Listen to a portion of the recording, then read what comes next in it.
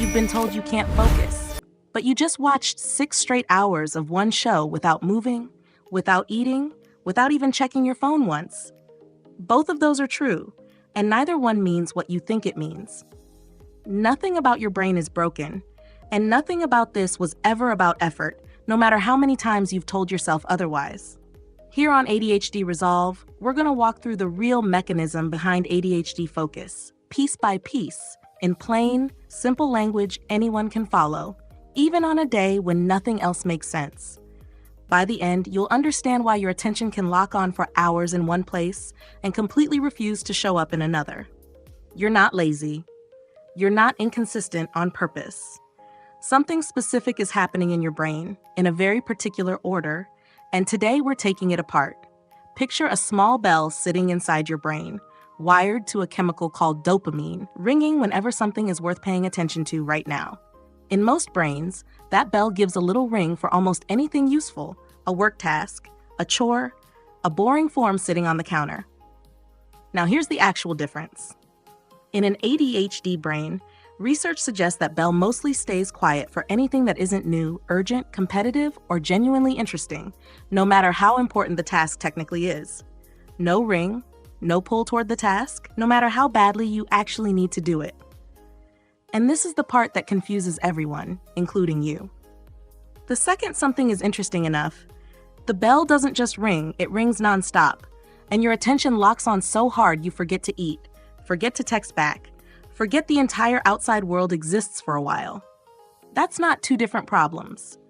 That's one single system, tuned to interest instead of importance, doing exactly what it was built to do, every single time it's asked to work.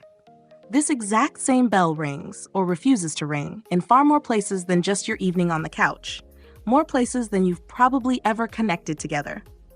You sit down to finally do your taxes. The bell stays completely silent, and 20 minutes later, you're deep cleaning a drawer you haven't touched in 2 years instead, fully absorbed in it, genuinely enjoying it. You get handed a brand new, unfamiliar project at work, and suddenly you're locked in for 4 hours straight, skipping lunch entirely without even noticing, because novelty alone made the bell ring loudly on its own, without any real effort from you at all. And you already know this next one by heart. You can debate a topic you genuinely love for 2 hours with total precision and total energy, and then completely blank on a 5-minute task you promised yourself you'd finish that same morning, over and over again, no matter how many times you swear it'll be different. Different task, different day, same exact bell, ringing loudly or staying completely silent, for the same underlying reason every single time it happens. Somewhere along the way, someone handed you a story that never actually fit. Maybe a teacher, maybe your own head at the worst possible moment. It said, if you can focus on your hobby for 6 hours straight, you clearly just don't want to focus on anything else. That the boring task is a choice you're avoiding purely out of laziness, and that more discipline would obviously fix it if you just tried a little harder. Let's take that apart properly. Discipline has nothing to do with how loud a dopamine bell rings for a given task. You can want to finish the taxes more than almost anything else in your life right now and still get zero chemical signal telling your brain to actually start. Research suggests ADHD attention is regulated by interest and novelty far more than by importance. A real, documented difference in how the reward system responds, not a character flaw, and not a motivation problem. The reality is your focus was never missing. It was just never wired to respond to boring, no matter how badly you genuinely wanted it to. Once this actually clicks, something in you quietly loosens, maybe for the first time in years.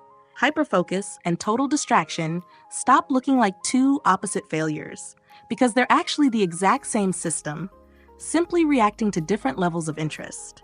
You stop trying to force willpower onto a task that isn't ringing any bell at all, and start looking for ways to make the bell ring instead. Urgency, novelty, a small reward built right into the boring thing. And you let this replace the shame entirely, because the shame was never solving anything. It was just extra weight your brain never needed to carry in the first place. You're not someone who can't focus. You're someone whose focus responds to a very specific signal. And once you actually know what that signal is, You can start working with it instead of constantly fighting against it every single day from here forward.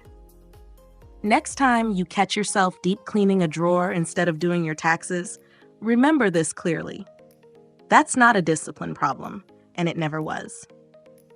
That's a quiet bell and a loud one, both simply doing exactly what they were built to do all along, without any input from your willpower at all. If this finally explains something about your own focus you've never had real words for, subscribe to ADHD Resolve, and we'll keep taking these patterns apart, one piece at a time.